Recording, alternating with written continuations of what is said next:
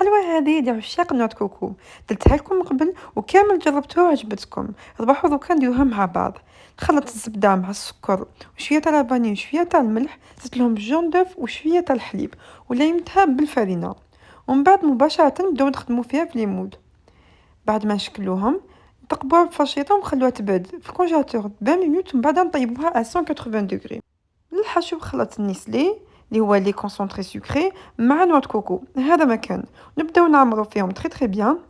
بعد ما نعمروهم مليح دوكا نروح نوجدو شوكولا بلون، زدت لها مغرف تاع الزيت، نبداو نطلوهم كامل بالشوكولا بلون، ومن بعد نروحو نشكلو كريات تاع الغفايلو.